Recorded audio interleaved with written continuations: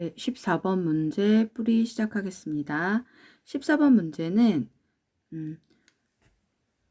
이방원, 정몽주, 그 다음 이병권, 선주교회 피라는 세 개의 글이 지금 화면에 나와 있는데요. 각각 어떤 글인지 읽어볼게요. 이런들 어떠하며 저런들 어떠하리. 만수산 드렁치기 얽혀진 듯 어떠하리. 우리도 이렇게 얽혀져 100년까지 누리리라. 이방원. 이 몸이 죽어 100번 다시 죽어. 백골이 먼지 되어 넋이라도 있고 없고. 임향한 한 조각에 붉은 마음이야 변할 줄이 있으리. 정몽주. 고려말 이성계는 외적을 물리치는데 큰 공을 세워 백성들의 신뢰를 얻었다. 왕의 힘은 약해졌고 이성계의 힘은 날로 커졌다. 정도전, 이방원 등 이성계와 뜻을 함께한 세력들은 이성계를 왕으로 세워 새 나라를 건설하고 싶어 했다. 그러나 정몽주는 단호히 반대하며 이성계의 무리를 몰아내고 고려의 왕권을 회복시키려 했다. 이병건 선주교의 피. 자, 가의 내용은 이방원, 태종이죠. 네, 태종 이방원이죠. 자, 이방원이 새 나라를 건설하자 이렇게 말합니다. 제목은 하여가입니다. 이런들 어떠하고 저런들 어떠하리. 나랑 같이 새 나라 마련하자. 정몽주에게 보내는 시였어요. 정몽주는 뭐라고 대답을 했냐면 단심가. 이 시의 제목이 단심가예요. 네, 단심가로 내 마음은 일편단심이다. 나는 거절하겠다. 그래서 본인의 마음을 표현한 시가 나죠. 14번 문제 한번 볼게요. 가와 나의 공통점으로 가장 적절한 것은 1번 후렴구를 활용하여 흥을 돋우었다. 2번 도치법을 통해 형식의 변화를 주었다. 3번 시어의 반복을 통해 의미를 강조하였다. 4번 의성어를 사용하여 생동감 있게 표현하였다. 자, 어떤 게 맞을까요? 공통점은 1번부터 먼저 볼게요. 1번 후렴구 반복되나요? 노래처럼 반복되는 지금 구는 나와 있지 않죠. 네, 그래서 후렴구는 나와 있지 않습니다. 2번 도치법. 자, 도치법은 어떤 걸 도치법이라고 하냐면 문장에서 순서를 바꿔서 말해서 더 생동감을 느끼게 하는 게 있어요. 예를 들어서 어서 이리 와 이런 말이 있어요. 어서 이리 와 이렇게 말했어요. 자, 이리 오라고 부르는 거죠. 네, 부르는 말인데 순서를 바꿨어요. 어서 이리 와 이게 정상인데 어떻게 말했냐면 이리 와 어서 이렇게 말했어요. 더 느낌이 생동감 있게 강조되는 느낌이 듭니다. 자, 이걸 도치법이라고 말을 해요. 네, 부를 때 또는 언어의 순서를 배열을 바꿔서 말하는 걸 도치법이라고 말을 합니다. 자, 그런 경우는 지금 가와 나시에는 없죠. 네, 3번 시어의 반복을 통해 의미를 강조하였다. 자, 방법이 볼까요? 시어의 반복. 자, 뭐뭐하며 가시에서 어떠하리, 어떠하리 이렇게 말하죠. 나에서는 1번 죽어, 있고, 없고 이런 식으로 반복이 나오죠. 네, 강조하고 있죠. 그래서 14번 답은 3번이 맞습니다. 자, 4번 의성 소리로 뭔가를 표현하나요? 꼬꼬댁 뭐 뒤뚱뒤뚱 이런 거 없죠. 소리 내서 표현하는 말은 나와 있지 않아요. 네, 그래서 14번은 3번이 정답입니다.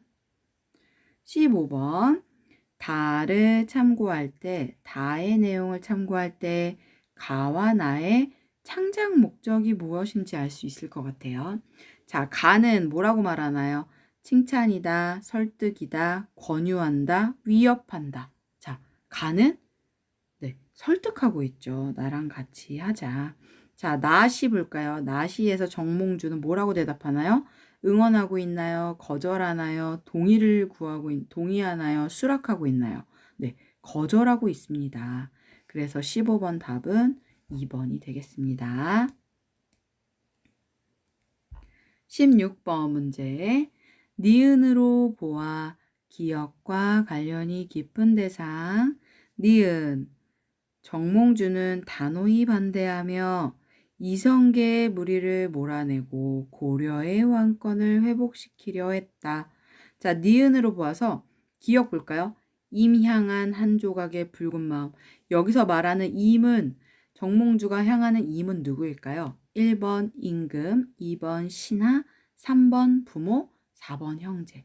네, 임 향한 자기는 누구에게 충성하겠다? 나의 임금에게 충성하겠다. 그래서 16번 답은 1번입니다.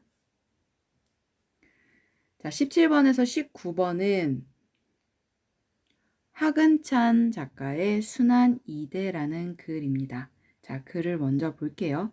내용이 조금 잘리긴 했는데 제가 읽겠습니다. 정거장 대합실에 와서 이렇게 도사리고 앉아 있노라면 만도는 곧잘 생각나는 일이 한 가지 있었다.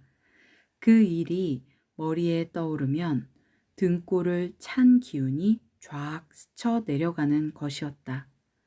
손가락이 시퍼렇게 굳어져서 이끼 낀 나무토막 같은 팔뚝이 지금도 저만큼 눈앞에 보이는 듯 했다. 바로 이 정거장 마당에 100명 남짓한 사람들이 모여 웅성거리고 있었다. 그 중에는 만도도 섞여 있었다. 기차를 기다리고 있는 것이었으나 그들은 모두 자기네들이 어디로 가는 것인지 알지를 못했다. 그저 차를 타라면 탈 사람들이었다. 징용에 끌려 나가는 사람들이었다. 그러니까 지금으로부터 12, 3년 옛날의 이야기인 것이다. 북해도 탄광으로 갈 것이라는 사람도 있었고 틀림없이 남양 군도로 간다는 사람도 있었다. 더러는 만주로 가면 좋겠다고 하기도 했다. 중략. 진수야, 그만두고 자 업자 하는 것이었다. 업고 건너면 일이 다 되는 거 아니가. 자, 이거 받아라. 고등어 묶음을 진수 앞으로 민다. 진수는 퍽 난처해하면서 못 이기는 듯이 그것을 받아 들었다. 만도는 등어리를 아들 앞에 갖다 대고 하나밖에 없는 팔을 뒤로 버쩍 내밀며 자, 어서. 진수는 지팡이와 고등어를 각각 한 손에 쥐고 아버지의 등어리로 가서 슬그머니 엎였다. 만도는 팔뚝을 뒤로 돌려서 아들의 하나뿐인 다리를 꼭 안았다. 그리고 팔로 내 목을 감아야 될 끼다 했다. 진수는 무척 황송한 듯 한쪽 눈을 찍 감으면서 고등어와 지팡이를 든 두 팔로 아버지의 굵은 목덜미를 부둥켜 안았다. 만도는 아랫배에 힘을 주며 끙 하고 일어났다. 아랫도리가 약간 후들거렸으나 걸어갈 만은 했다. 외나무 다리 위로 조심조심 발을 내디며 만도는 속으로 이제 새파랗게 젊은 놈이 벌써 이게 무슨 꼴이고 세상을 잘못 만나서 진순이 신세도 참 똥이다 똥. 이런 소리를 주워 섬겼고 아버지의 등에 업힌 진수는 곧장 미안스러운 얼굴을 하며 나까정 이렇게 되다니 아버지도 참 복도 더럽게 없지. 차라리 내가 죽어버렸다면 나았을 낀데 하고 중얼거렸다. 만도는 아직 술기가 약간 있었으나 용케 몸을 가누며 아들을 업고 외나무 다리를 조심조심 건너가는 것이었다. 하근찬 순한 이대. 자, 이 글은 1957년에 만들어진 글입니다. 자, 이 시대를 배경으로 작가가 살고 있었기 때문에 시대적 배경이 반영이 되었겠죠. 1957년은 저희 나라가 전쟁을 겪고 나서의 폐허가 된 그 서민들의 모습이 여실히 남아 있었어요. 그리고 작가는 그 경험했던 전쟁을 토대로 서민들의 모습을 그대로 소설로 옮겼습니다. 아버지와 아들의 모습이 마음이 아프죠. 네. 자, 윗글의 특징 17번 문제 먼저 볼게요. 윗글의 특징으로 적절하지 않은 것은 1번 인물들이 사투리를 사용하였다. 2번 과거를 회상하는 장면이 나타났다. 3번 1인칭 서술자가 이야기를 이끌어가고 있다. 4번 시대적 배경이 드러나는 어휘가 사용되었다. 자, 1번 사투리 사용하고 있나요? 네, 맞습니다. 2번 과거를 회상하는 장면이 나타난다. 네, 맞죠. 아버지가 대기하면서 대합실에서 정거장 대합실에서 본인이 그 일제강점기 시대 때 아버지는 세계 2차 대전에 끌려갑니다.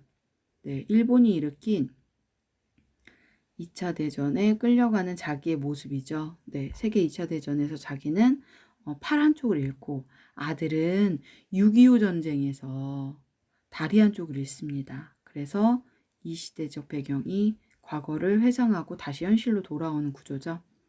3번 1인칭 서술자가 이야기를 끌어가고 있다.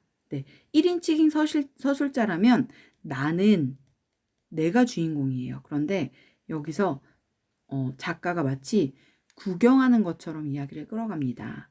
누구는 두 주인공의 이름을 부르면서 이야기가 끌고 가죠. 그래서 1인칭이 아니라 3인칭입니다. 네, 또는 작가 시점이라고 말을 해요. 네. 작가가 이야기를 주인공 두 명을 내세워서 이야기를 끌고 갑니다. 그래서 3번은 잘못되었죠. 4번 시대적 배경이 드러나는 어휘가 사용되었다. 네, 맞죠. 네, 시대적인 느낌의 지금 쓰지 않는 또는 사투리 같은 경우 이렇게 말하면서 들어가고 있죠. 자, 답은 3번이 되겠습니다. 17번은 3번입니다. 18번 윗글의 인물에 대한 설명으로 적절하지 않은 것은 1번 만도와 진수는 부자관계이다. 2번 진수는 만도를 원망하고 있다. 3번 만도는 진수를 안쓰럽게 생각한다. 4번 만도는 과거에 비극적인 경험을 했다. 네, 적절하지 않은 것은 2번 원망하고 있지 않죠. 아들은. 네, 아들은 아빠를 원망하고 있지 않습니다. 미안해하고 있죠. 자, 19번 기역에서 리을 중 보기의 의미를 담고 있는 것은 자, 기역. 바로 이 정거장 마당에 100명 남짓 사람들이 모여 웅성거리고 있었다. 기역은 정거장이죠. 니은. 니은은 기차, 디귿은 만주, 리을은 외나무 다리. 자, 이것에 대해서 의미를 물어보고 있는데 보기에 알맞은 건 뭔지 찾아볼게요. 인물에게 놓인 장애물이면서 인물 간의 화합을 이루게 합니다. 자, 정거장, 기차, 만주, 외나무 다리 중 장애물이면서도 화합을 하게 하는 거. 자, 답은 외나무 다리죠. 외나무 다리를 건널 때 리을입니다. 4번. 어떻게 하나요? 네, 장애물이죠. 두 사람이 각각 한 곳이 불편한데 이 외나무 다리를 건널 때 서로 업고 이제 지나가게 되죠. 그래서 화합하는 모습이 보입니다. 19번은 4번입니다. 자, 20번부터는 한옥에 대한 글을 썼어요. 신여운 작가 한옥의 이해 읽어볼게요.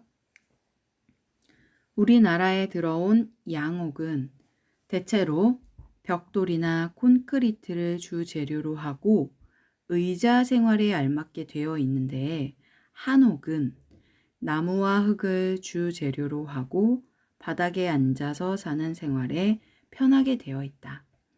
특히 양옥이 집을 중심으로 주변에 자연물이나 정원을 배치하는 데 비해 한옥은 자연과 집이 적절하게 조화를 이루도록 지었다.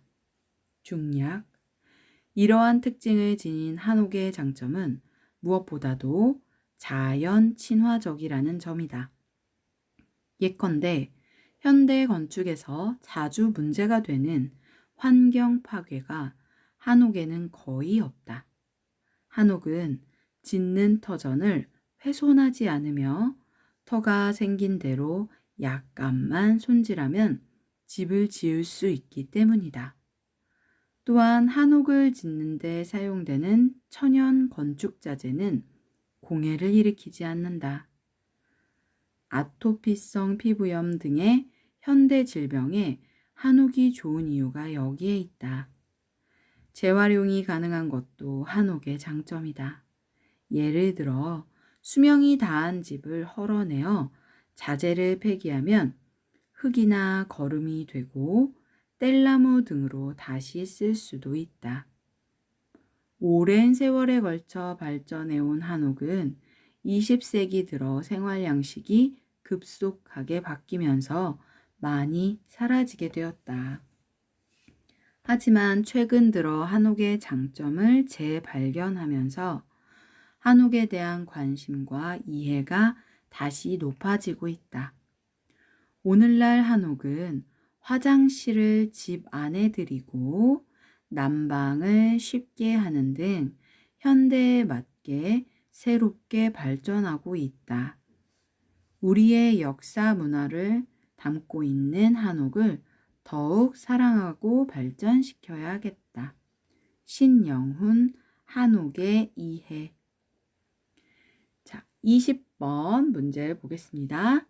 윗글을 읽는 방법으로 가장 적절한 것은 1번 운율을 파악하며 읽는다. 2번 등장인물의 갈등을 파악하며 읽는다. 3번 정보를 파악하는 데 중점을 두며 읽는다. 4번 인물의 일생을 시간 순으로 정리하며 읽는다. 자, 20번 읽는 방법 뭘까요? 1번 운율을 파악하며 읽는다. 운율, 글의 리듬감을 파악하며 읽는다. 자, 글의 리듬은 마치 노래하듯이 읽을 수 있는 리듬을 말합니다. 자, 요건 어디에 쓰이냐면 시를 읽을 때 이렇게 읽어야 되겠죠. 2번 등장인물의 갈등을 파악합니다. 자, 요거는 소설에 해당됩니다. 소설. 3번 정보를 파악하는 데 중점을 두며 읽는다. 자, 작가가 한옥은 이렇다라고 정보를 얘기해주고 있죠.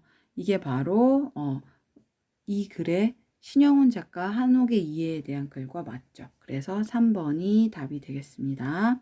자, 4번 인물의 일생을 시간 순으로 정리하며 읽는다. 자, 이런 글을 뭐라고 하냐면 전기문이라고 합니다. 위인들의 이야기를 태어나서 죽을 때까지의 시간 순서로 글을 만든 것을 전기문이라고 말을 해요. 자, 20번 답은 3번입니다. 21번 윗글에서 언급한 내용과 일치하지 않은 것은 1번 양옥은 대체로 벽돌이나 콘크리트를 주재료로 한다. 2번 양옥은 집을 중심으로 주변에 자연물이나 정원을 배치한다. 3번 한옥을 지을 때 사용하는 천연 건축 자재는 아토피성 피부염 등을 유발한다. 4번 한옥은 20세기 들어 생활 양식의 급속한 변화로 많이 사라지게 되었다. 자, 21번은 틀린 건 3번이죠. 아토피를 유발한다고 되어 있나요? 아니죠. 네, 도움을 준다고 했죠. 21번의 잘못된 내용은 3번입니다. 22번. 기역에서 리을의 사전적 의미로 적절하지 않은 것은 자, 1번 기역, 터전, 집터가 되는 땅. 니은, 훼손, 헐거나 깨트려 못쓰게 만듦. 디귿, 폐기, 못쓰게 된 것을 버림. 4번 리을, 난방, 건물의 안이나 방 안을 차게 함. 네, 틀린 것은 4번 난방이죠. 난방은 따뜻하게 함이라는 뜻으로 쓰였어야 되죠. 22번은 4번입니다. 자, 박경화 작가의 도시의 밤은 너무 눈부시다 라는 글입니다. 가뜩이나 공기가 탁해지고 물이 오염되어 반딧불이의 서식지가 줄어들고 있는데 이제는 환한 불빛 때문에 암수가 서로의 위치를 찾기 어려운 지경에 이른 것이다. 인공 불빛이 짝짓기를 방해하는 바람에 여름날 뿔숲에서 신비로운 불빛을 내며 날아다니는 반딧불이를 만나기가 점점 힘들어지고 있는 것이다. 그렇다면 인공 불빛을 받고 자라는 식물은 어떠할까? 식물도 빛 공해의 피해를 입고 있다. 모든 식물은 자연의 이치에 따라야 제대로 자란다.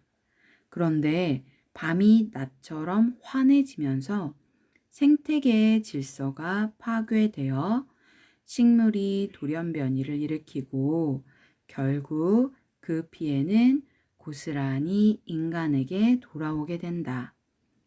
벼는 낮이 길 때 광합성 작용을 활발히 해서 영양분을 최대한 저장했다가 낮이 짧아지는 시기에 이삭을 만든다.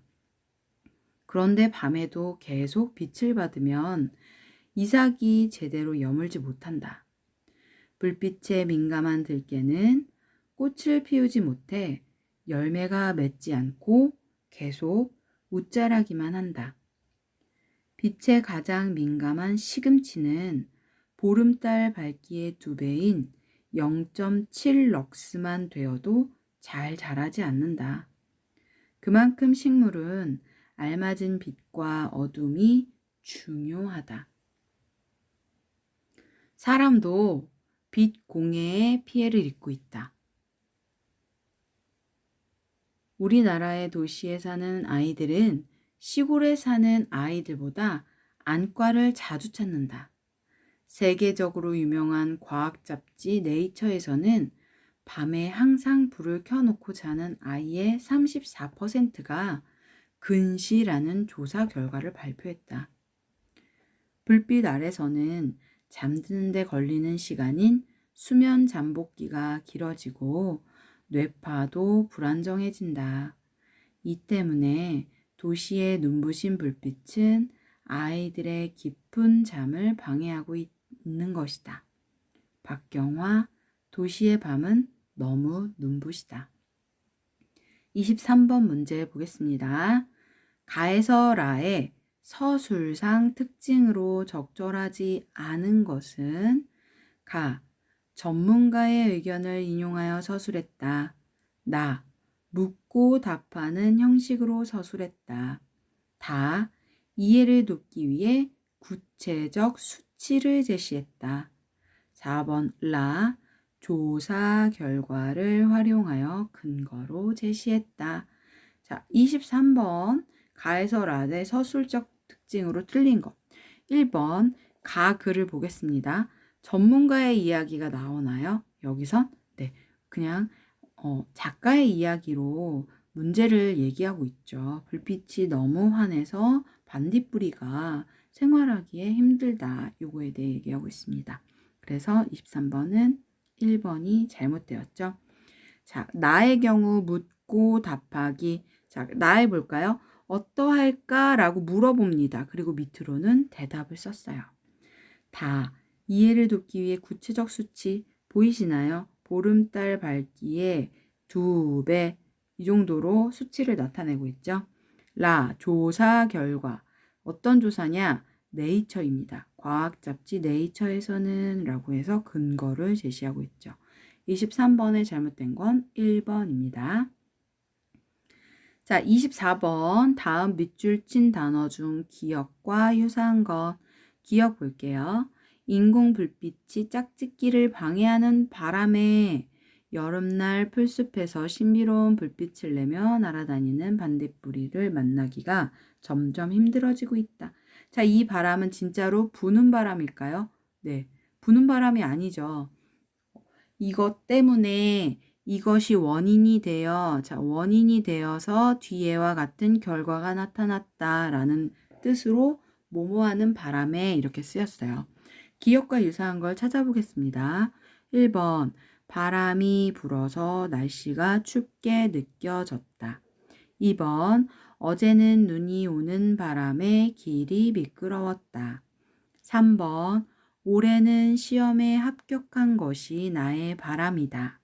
4번 축구공에 바람이 빠져서 경기를 계속할 수 없었다.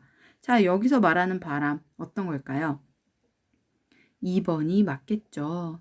눈이 왔기 때문에 길이 미끄러웠다. 자, 눈이 온 게 원인이 되는 바람에 우리는 길이 미끄러웠다. 이렇게 말하니까 가장 맞는 건 2번이 되겠습니다. 1번 바람이 불어서 이것도 부는 바람이죠. 3번 올해는 시험에 합격하는 것이 나의 바람이다. 자, 나의 희망이다. 나의 소원이다. 3번 축구공에 바람이 빠져서 공기가 빠진 거죠. 네, 그래서 4번 답은 2번입니다. 25번 니은을 줄일 수 있는 실천 방안으로 가장 적절한 것. 자, 니은이 뭐냐면요. 사람도 빛 공해에 피해를 입고 있다. 자, 빛 공해에 피해를 입고 있다. 빛 공해를 줄이자라는 말이에요. 자, 빛 공해를 줄이려면 어떻게 실천을 해야 되냐? 1번 나무를 많이 심자. 2번 벼농사를 장려하자. 3번 불필요한 전등을 끄자. 4번 일회용품 사용을 줄이자. 가장 알맞은 우리가 할 수 있는 실천 방안은 3번 불필요한 전등을 끄자입니다. 그래서 25번 답은 3번입니다. 자, 여기까지 2018년도 2회 국어 문제 풀이를 마치겠습니다. 감사합니다.